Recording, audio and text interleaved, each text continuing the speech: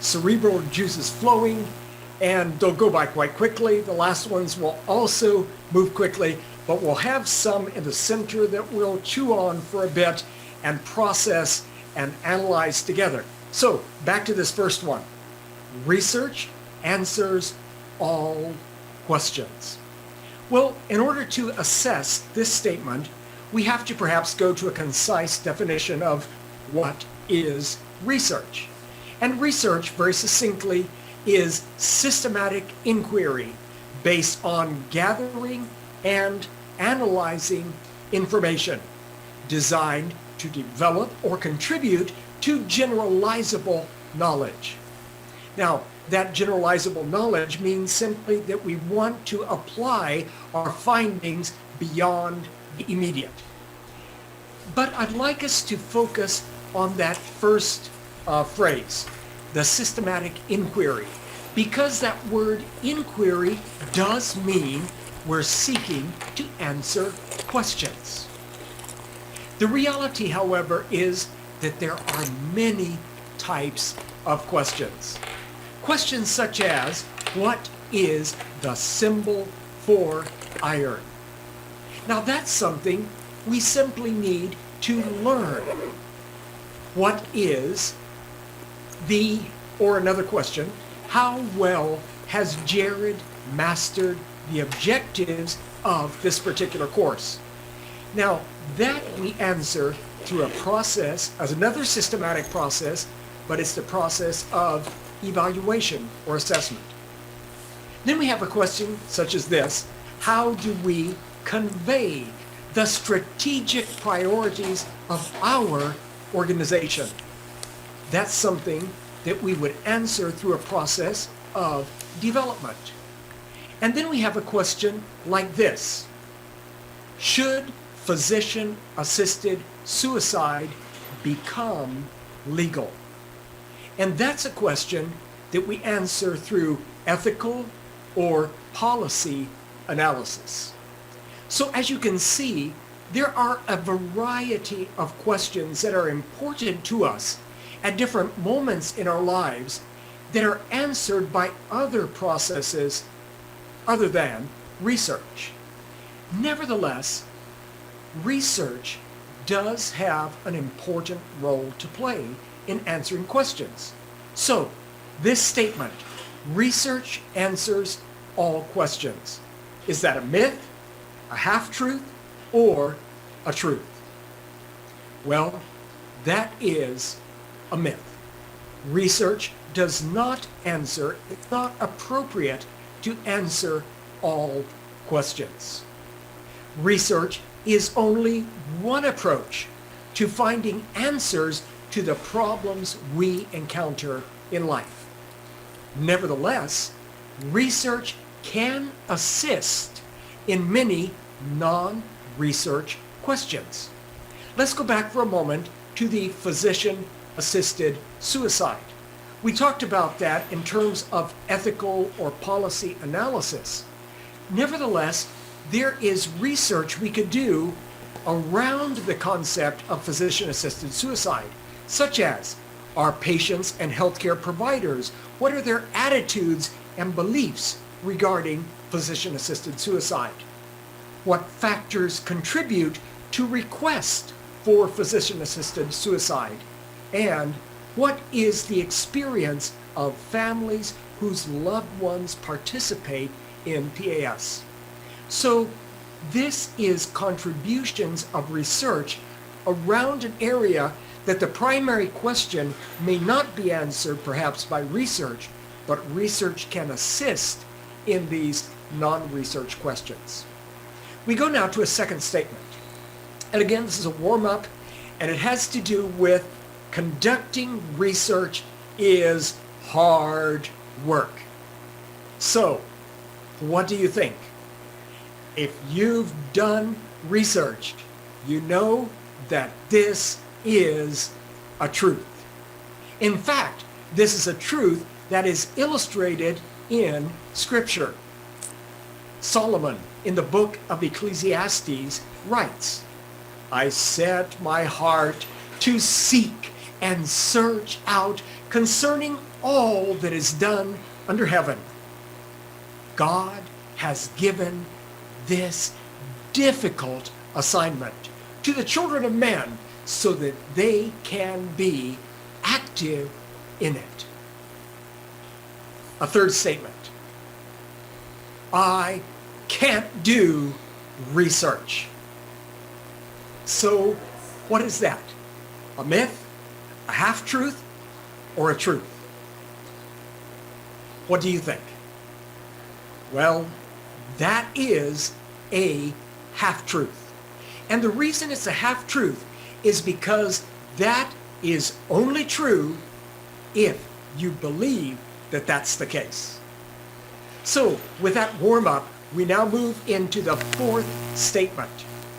And this fourth statement is data speak for themselves. And to analyze this statement, I'd like us to consider 4 dots. You see them on the screen. What do these 4 dots mean? What do they represent? Do they represent, for example, a square? Or could they represent a circle? Or perhaps, do they represent a combination of these 2? What do they mean? Could they be telling us that we should not proceed? Or could they be pointing us in the direction we should go? What do they mean? Ang tas ni gid nga kuan ba. So, Klaro ra kay. the answer is that data do not speak for themselves. Interpretation is something that must always take place. And interpretation is influenced by our worldview. You'll notice on the screen a drawing. If we look at this drawing, many of us are going to see depicted an old woman. You can see her neck, chin, a rather bulbous nose, shadows under the eyes, wrinkles on the forehead. But if we change our perspective, if we change our vantage point, our point of reference, many of us will now see a young lady, smiling, bright eyes, crown on her head. It depends Gani. on PowerPoint ra na tuyok ra man na. of reference, on our world view. And by the way, lest you think I'm being partial, this is the male version of that. By the way, some say that this is before and after marriage. Here is a fifth statement, and now we're delving deeper into some of the statements that are often made about research. A larger sample is better. Now, to analyze this statement, I'd like you to imagine that you are sitting in a small boat on a small lake. You're sitting on this boat and you want to know, what does the topography look like of the bottom of the lake? Now, as you look over the edge of this small boat, you notice that you can see down into the water a certain distance. And you notice perhaps 1 or 2 features that you can see maybe 1 meter below the surface. They are things that are obvious to you sitting in the boat without doing anything except looking down into the water. And that's the case in our lives. As we look around the world that surrounds us, there are some things that are quite obvious without having to do any research. But how about beyond what we can see as we look down into the water? How are we going to find out what that lake terrain and topography looks like? What are we going to do? Well, one thing we could do is turn on a water extraction pump. And this pump will begin to extract water from the lake, and as that happens, the level of the water will begin to drop in the lake. And as it does, we slowly descend to that first line. And we look down into the water, and we now see things that we could not see before. Important discoveries, important findings about the topography of the bottom of the lake.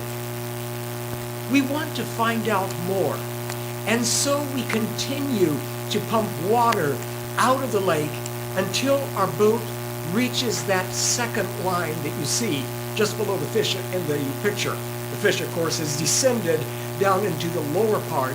Our boat is sitting on that second line, and now as we look down, we see the very bottom of the lake, the farthest reach of the topography of that lake, just by looking down through the water from our boat. We could, however, continue to pump water out of the rest of that lake. But if we were to do that, we would only discover very trivial things about the topography at the base of that lake. So, back to the statement. A larger sample is better. In research, we want our research, in addition to providing us with important findings, to also be efficient, to also be parsimonious. Therefore, as we look at this statement, how do you assess it? Is a larger sample better? No. The answer to that is that this is a partial truth. Because research also should be efficient and parsimonious, there comes a point of diminishing returns where we increase the sample size, we continue pumping water out of the lake, but we really only discover things that are trivial, no more important findings. Furthermore, we need to recognize that sample size is only one part of the equation. Representativeness is equally important. And we'll talk about this in a couple of other statements that we'll analyze in a moment. But the point is, if we were to increase the size of a non-representative sample, our results would not be more accurate. And that is a key concept. Brexit, a couple of years ago, is a great example of that. They did extensive polls prior to the referendum regarding Brexit, whether Great Britain would leave the European Union or not. There were thousands of people that were polled, and the polls all seemed to indicate that Brexit would not occur until the referendum took place and they discovered that there was a problem. The majority of individuals voted for Brexit, and the problem was that the polling was not representative. So, we move on now to number 6. This statement is minimum sample size is a magic number. Well, some people believe that your minimum sample size that you need when carrying out a research study is a proportion of the population. For example, 10% of the population. Well, if the population is 10 people, interviewing just one person, 10%, is clearly too few. If your population is 10,000 people, interviewing 1,000, again 10%, is actually needlessly high. It's not parsimonious. So, people say, well, maybe it's a certain number of participants. Maybe we need 100 persons, or whatever the unit is that we are studying, in our study? Well, what about if our population consisted of 50 individuals? Trying to obtain a sample of 100 is going to be impossible. And what about if we had 10,000 people? A sample of 100 will only yield statistical significance for those things that are already obvious. So neither of those is going to work. What then do you do to determine the minimum sample size that's required? Well, the answer to that question is something called power analysis. Give me power analysis. What is that? Just to remind ourselves, and we're going to go through this because we're going to build on this to answer a couple of subsequent questions. So here we go. Buckle your seatbelts. It's going to take just a few minutes, but this is crucial. In any study, there are 4 interrelated factors, such that when we define any 3 of them, the 4th one is determined automatically as a result. And you say, well, what are these 4 things? They are alpha, beta, gamma, and you say that looks like Greek to me. It is. But the 4th one is N. Now, alpha, beta, gamma, and N. In order to determine N, which is our minimum sample size that we require, we must therefore set alpha, beta, and gamma. So, what are these? Well, just to remind ourselves, alpha and beta have to do with the probability of making a mistake. That is, stating a conclusion incorrectly. And gamma has to do with that which the researcher considers to be important as opposed to trivial. Well, let's talk first about alpha and beta, which have to do with those decision errors. The decision, as an example, of whether to take an umbrella as I leave the house. Now that's a binary decision. Either I take the umbrella or I don't take the umbrella.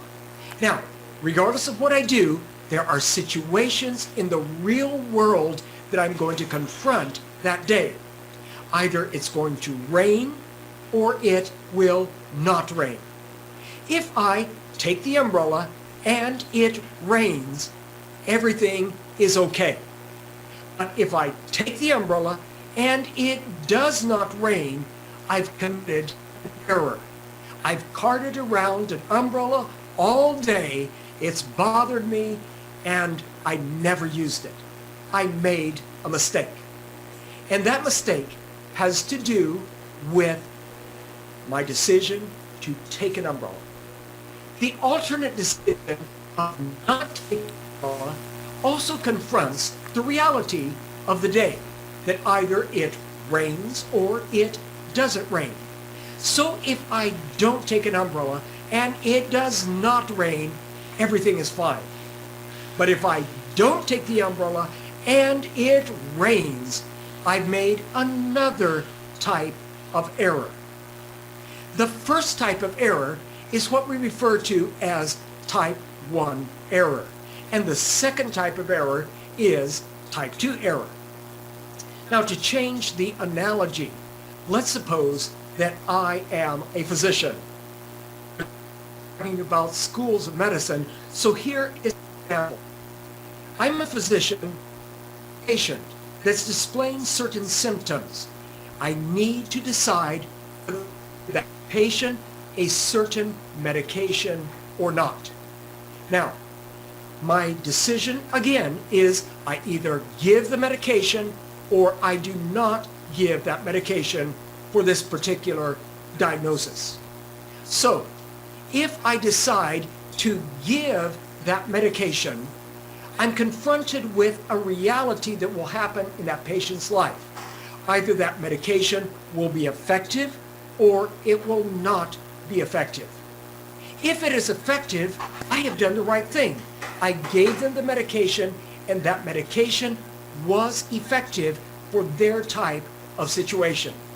But if I give the medication, and in fact that medication is not effective for this particular malady that affects the patient, then I have committed an error, a type 1 error. It's an error because the patient may suffer side effects from that medication. They will expend money in order to purchase it. I've committed an error. On the other hand, if I do not give them this particular medication, we are also confronted with the reality of their malady. Either it will be effective or not effective if I had given it to them. So if it would not have been affected, then I'm okay. I didn't get the medication. It's not going to be effective anyway. Everything's fine. But if I don't get the medication and it would have been effective for that patient, I've committed type 2 error. Just to illustrate one more time, let's suppose I need to make a decision as to whether a person has COVID-19 or not. So I give them a test, and this test yields a result, and that result says either they are positive for COVID or they are not positive for COVID. Now, if it says they are positive, that result on the test is confronted by a reality in that person's life. And the reality is either they really do have COVID or they do not have COVID. If my test said they did and they do have it, in fact, that's okay. That's what we want. But if the test says they do have it when they do not have it, that's what we call a false positive, a type 1 error. If the test says they do not have COVID, and the reality is that they do not have it, the test has worked appropriately. But if the test tells me they do not have it, when in reality they do have it, I committed an error. The test has generated an error, and that is known as a false negative, a type 2 error. So back to research. In a type 1 error, we end up rejecting a null hypothesis and therefore retaining the alternative hypothesis when we should not have done that. We generate a false positive. Type 2 error is when we decide not to reject the null hypothesis and we have a false negative. Alpha and beta are the probability limits that I will be committing one or a type 2 error. Therefore, what do we do as researchers? We want both alpha and beta to be small. For example, no larger than 0.05, 5% probability maximum that we will have type 1 or type 2 error. But it should be clear they can never be 0 or we will never be able to arrive at any conclusion. We also recognize that alpha and beta are inversely related, just like taking that umbrella or not taking it. In trying to decrease the probability of type 1 error, we also increase the probability of type 2 error and vice versa. What does all this mean? Well, that was quite a bit to chew on, but this is where we're going, and this is what it means. Alpha has to do with our statistical significance. That is, the confidence that we have that when we reject a null hypothesis, for example, we've done so appropriately. Well, with a degree of trustworthiness, 95% confidence, for example.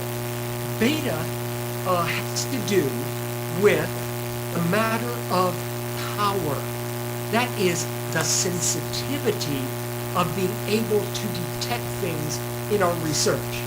And generally, we set power, that is 1 minus beta, at 0.80 or 0.90. 0.90 therefore means that our probability of committing a type 2 error is only. Therefore, we can be reasonably sure of detecting truth that at least is as great as the effect size that we have determined. And what's this about the effect size? Well, that has to do with gamma, our third factor that we have to set. So alpha we generally set at 0.05, power, which is 1 minus beta, we generally set at 0.80 or 0.90. But now we get to the third one that must be set.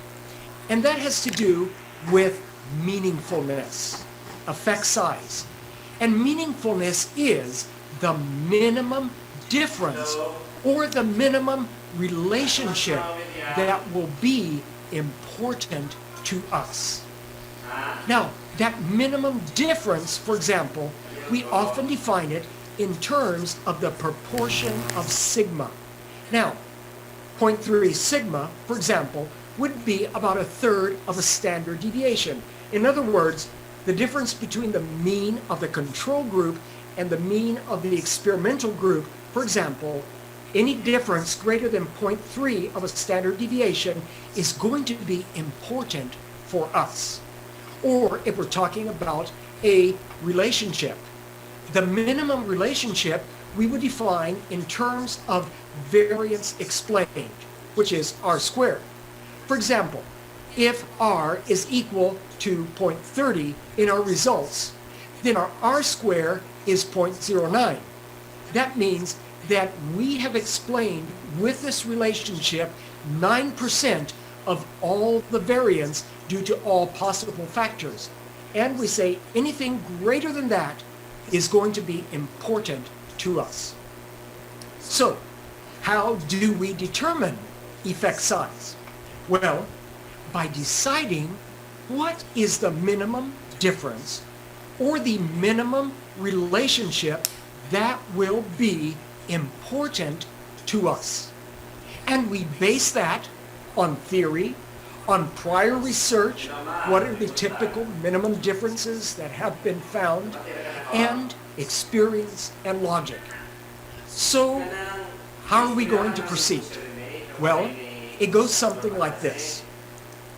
For a required sample size for a question of difference, if we're using, for example, a two-tailed test, whether it's a t-test or analysis of variance, whether we are using, for example, an infinite population and our power is set to 0.90, this is what minimum sample size looks like when we do a power analysis.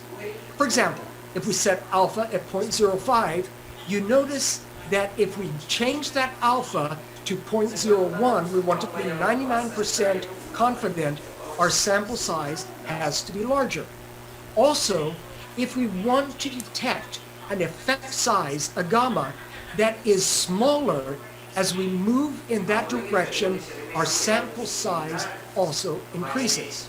Now, a gamma of 0.5 sigma, half a standard deviation, is probably going to be quite obvious to all of us without doing even any research. And a gamma of 0.01 is probably trivial. And that is, it really isn't important to us, that minimal difference. Between those two are typically the important findings that we find, ranging from a gamma, say, of 0.3 sigma to a gamma of 0.2 sigma. And we often will define effect size somewhere around there. If we're doing a question of relationship and we're using, again, similar parameters to cited test, infinite population, power of 0.90, you'll notice again that when our alpha is smaller, our sample size increases. The proportion of variance explained decreases. That is, we want to detect smaller portions of the variance in a relationship. Sample size increases from things that are obvious to things that are trivial, with the findings generally ranging from a proportion explained of, say, 16% down to around percent of proportional variance explained.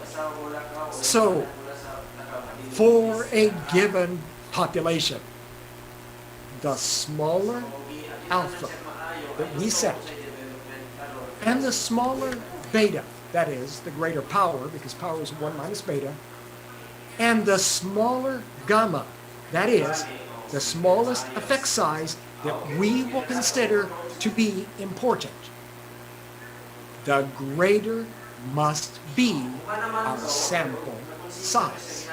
So, back to the original statement.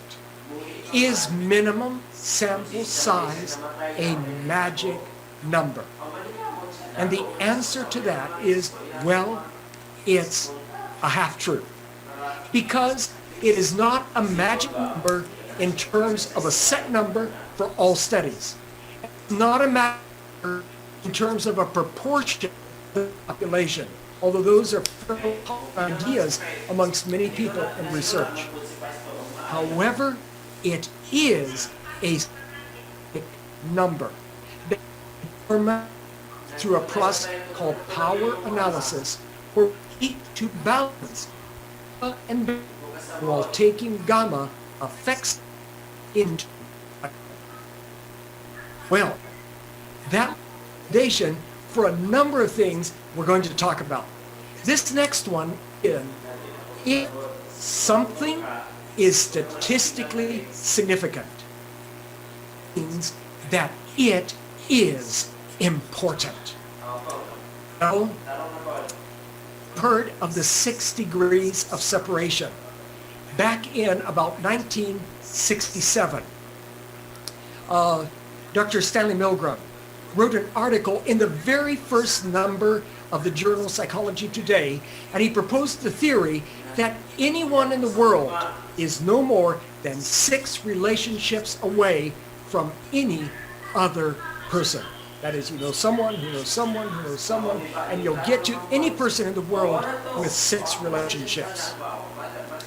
Just a few years ago, in 2012, Bachstrom and colleagues proposed that that has dropped with the advent of Facebook and other social media to about 4 degrees of separation.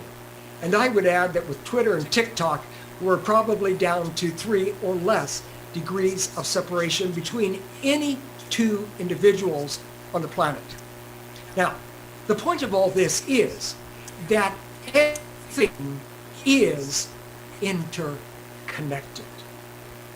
That's important. Furthermore, no 2 things are identical. They may seem very similar, but if you analyze them closely, they will vary in terms of form, in terms of function, in terms of time, or in terms of place. Because no 2 things can occupy the same place at the same time. Therefore, everything that we research is in some way related and also different. This is key. In fact, if we increase sample size toward infinity, 2 variables will always evidence a relationship that is statistically significant. Furthermore, the difference between 2 categories of a variable will always be statistically significant as we increase sample size toward infinity, because everything is related and everything is ultimately different. So, statistical significance then has to do with trustworthiness. It has to do with being confident that what we say is in fact the reality with a reasonable degree of confidence, such as 95% confident. However, not every difference, nor every relationship is of practical importance. Here's an example. In evaluating an experimental teaching strategy with a very large sample of students, it is possible that we could identify a difference in their grades in terms of a percentage grade of 0.1%. And that difference of those who, the control group and those who were using the experimental strategy, the 0.1% is statistically significant.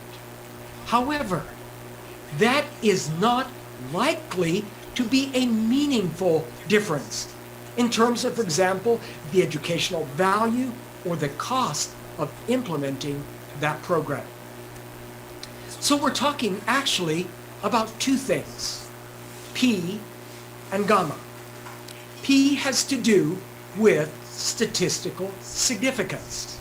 It has to do with something that we will declare as statistically significant, whereas gamma deals with effect size. P, therefore, is related to confidence. Effect size is related to importance. And those are two very different things. They are interrelated.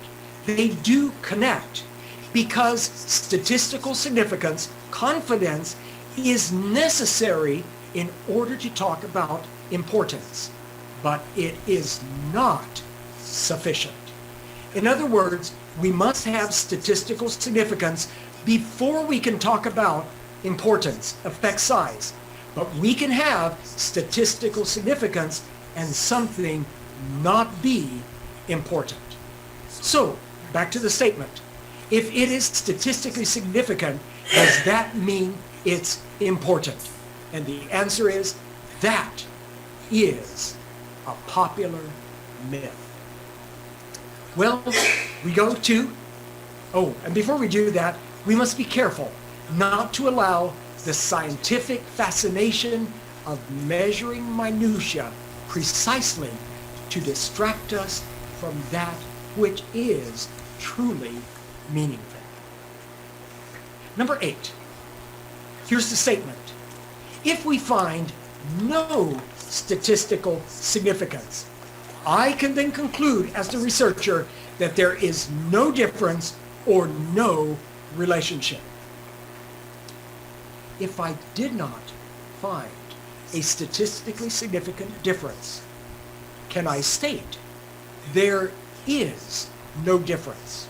Or can I state, if I did not find a statistically significant relationship, can I state there is no relationship? Well, remember, what does statistical significance mean?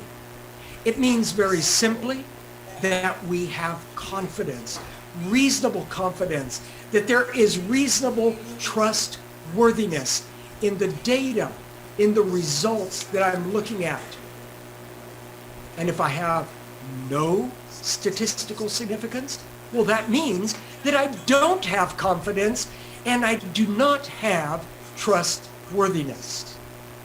Therefore, what can I conclude?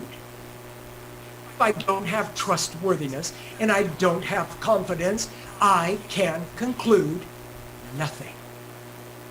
Well, what can I say? The only thing that I can say when I don't achieve statistical significance is that the results are good. Which, of course, I don't know anything more at the end of the study than I knew at the beginning. Well, that is a myth. The statement, if there's no statistical significance, can I conclude there's no difference or relationship? That is incorrect. is a popular myth within research. Number 9. When I find a difference between two things, and the first one is greater than the second one, can I say that the first is greater than the second overall? For example, when in my research, I find a difference that the linguistic ability of boys and of girls favors the girls. Girls have higher linguistic ability than the boys. Can I then state that girls have a higher linguistic ability overall than boys? Well,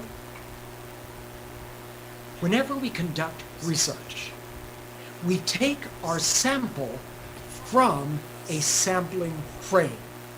That is a group of individuals, and as I draw that sample, I want that sample to be representative of that sampling frame. For example, I draw a sample from all the high school students in Silang, Cavite, and I make sure that it's representative of all those students, perhaps by drawing a random sample, which is, by the way, the best way to ensure representativeness in all aspects. Now, when I do that, I can then generalize whatever I find back to that sampling frame. So I can take that and my conclusions I can apply back to all students, all high school students in Silang, Cavite. The problem many times is that we would like to be able to make statements about all individuals in the total population. For example, all high school students in the Philippines or in the whole world. But if I am to do that, I do not know any longer that my sample is representative of that large population. Consequently, I cannot generalize to that global or larger population. This is what we call in research, and is very common, the problem of overgeneralization. So, when I find an A-B difference, and A is greater than B, can I say that A is greater than B overall? And the answer to that is, well, it's a half-truth. Yes, you can say it back to your sampling frame, but you cannot extrapolate beyond that and apply it as a statement of truth beyond that sampling frame. So what can you say? You can say that it is A is greater than B in my research population. That means my sampling frame, if my sample is representative. What I cannot say, all A's and B's, and by the way, if it's not representative to begin with, if I grabbed a convenient sample, then I cannot even generalize back to the sampling frame.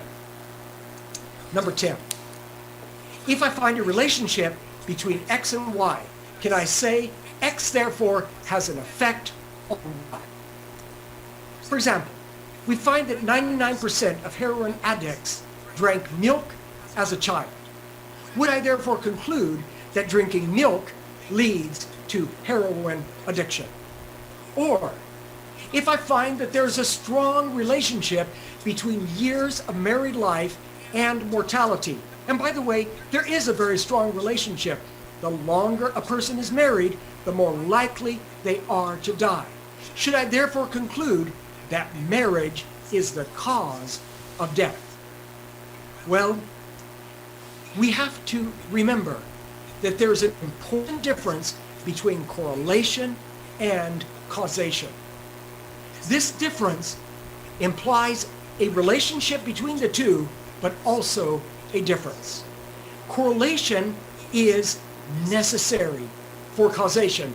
In other words, to talk about causation, we first have to establish correlation. But correlation is insufficient to be able to talk about causation. And why is that? Why is it insufficient? For two reasons. First of all, many times we do not know the direction of the relationship.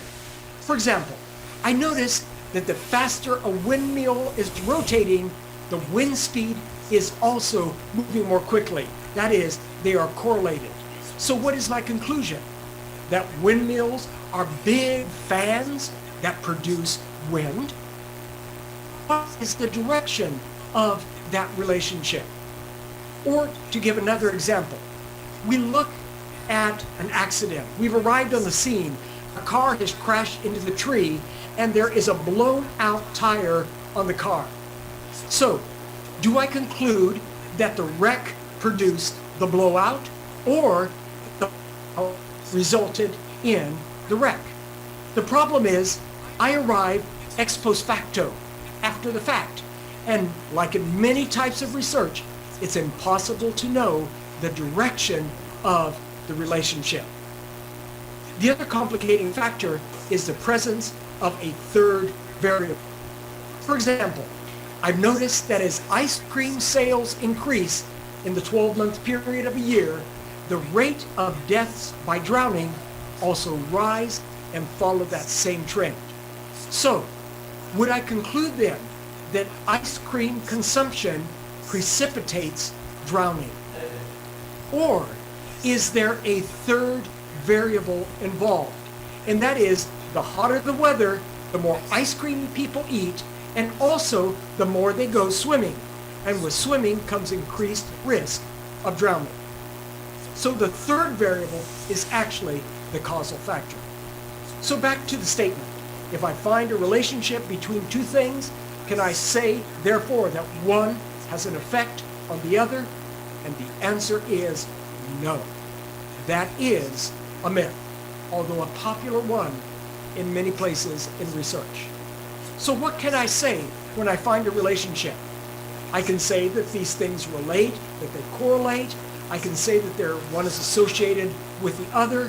What I cannot say are any of these ideas. That one precipitates the other, that it leads to the other, that it affects the other, that there's an impact, an influence, a bearing, that we have a result, an outcome, a consequence. I cannot say any of those things because they imply causation. Well, as we wrap this up very quickly, quick and dirty research is better than no research at all. What would you say? The answer to that is a myth. That is not the case. That simply allows you to err with confidence. A quick and dirty study is not ever a good idea. So how about number 12? We are interested in knowledge, but not truth. Well, certainly, we are interested in the goal of research, to extend the frontiers of knowledge.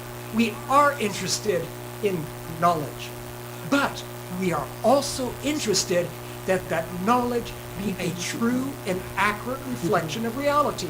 Otherwise, we would not be concerned with minimizing type 1 and type 2 errors. And why in qualitative research would we even bother to triangulate? Thus, are we interested in knowledge and not truth? That's a half-truth. We are interested in knowledge, but that knowledge should be truthful and trustworthy. There's a caveat though, and that is we recognize that research never provides us with absolute truth. We see through a glass darkly, and we know only in part. Therefore, absolute truth resides in God and proceeds from the source of truth. Number 13, research proves or confirms.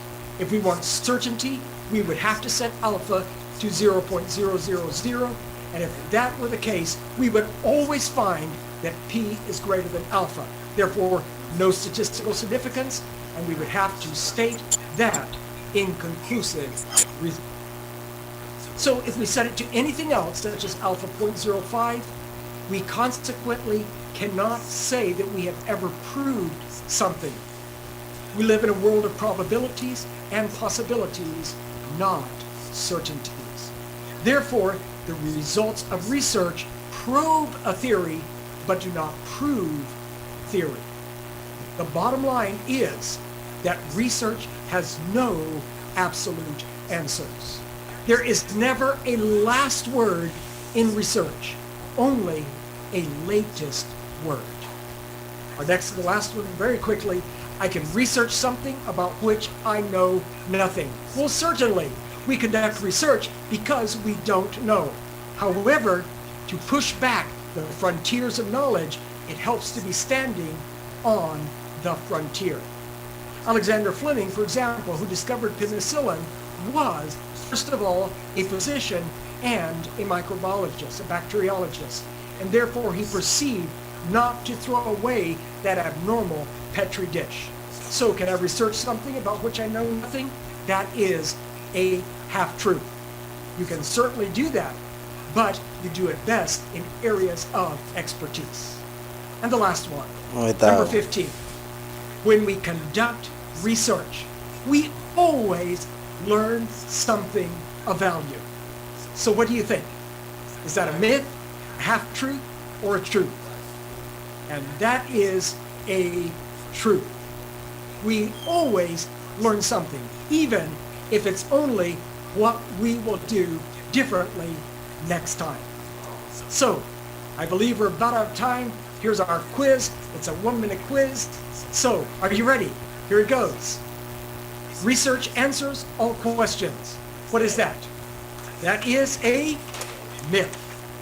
Number 2, conducting research is hard work. What's the answer? Truth. That is a truth. Number 3, I can't do research. That is Half-truth. a half-truth. It's only true if you believe it. Number 4, data speak for themselves. That is false. That is the myth. Data always must be interpreted, and interpretation depends on worldview. Number 5, a larger sample size is better. That is a half-truth.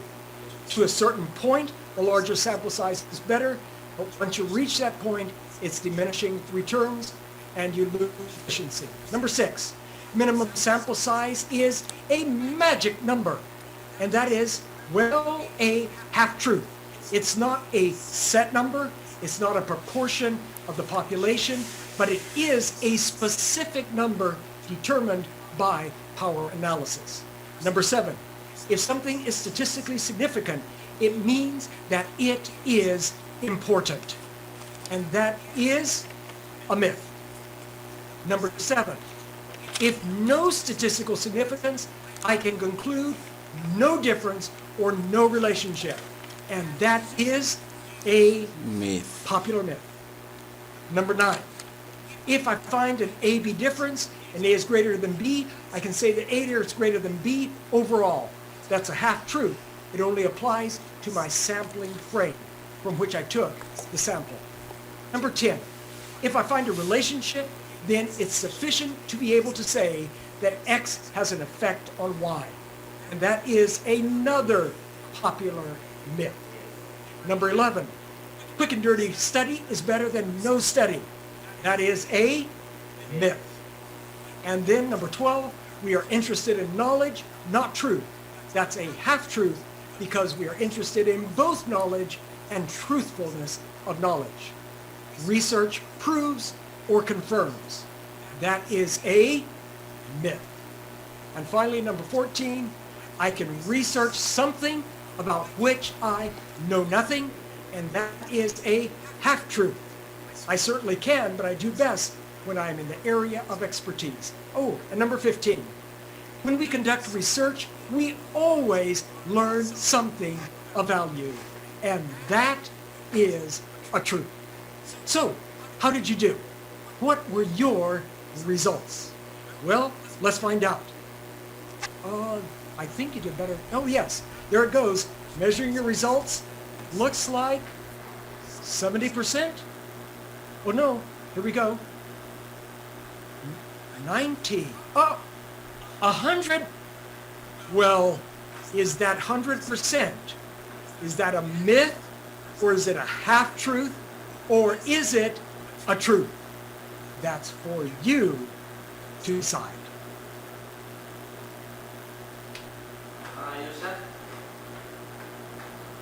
It's good. May. Thank you so much, Dr. Taylor. I will now give the time to David to present to us the certificate of appreciation. Okay, while waiting for David, I would like to thank you all for joining this research seminar. Join us tomorrow also at 9 to 9:55. The topic tomorrow is research and the search for truth toward a biblical epistemology. Dr. Taylor, please accept the certificate of appreciation. The topic that you presented today is truly very relevant to many of us. And I think that's true. It's not a half-truth. It's not a myth. Okay, thank you so much. And goodbye, everybody. We welcome you to the next session. See you tomorrow.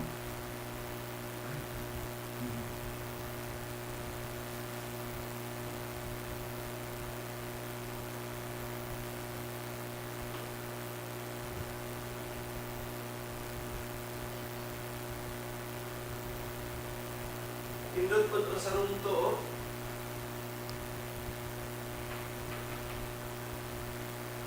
Room to ko. Saan pag-join sa room to? Muliw ka, ani. Dayon? Yung daan dito sa program. Daan dito sa program. Naka-download ka program. Wala. Tapos pinakababaw ng chat. Tapos pinakababaw yun. Daan yung program. Wala ko. Pero, hindi ka sa IT. I-download mo Hello? siya. So if you plan to stay and be in the presentation and listen to responding to COVID-19 informational and psycho-spiritual need of residents of a gated community, please stay on this link. If you plan to attend the other concurrent session on faculty training, Sendi ko, please Pastor. leave this Sendi training ko. and go to the other link under virtual room 2. And please be back here for the plenary session later at 11 o'clock. Thank you very much. See you again later. Pastor, tagay ko link. Uliv ko dito ko sa kuan, faculty training, need assessment and amazing. Wow.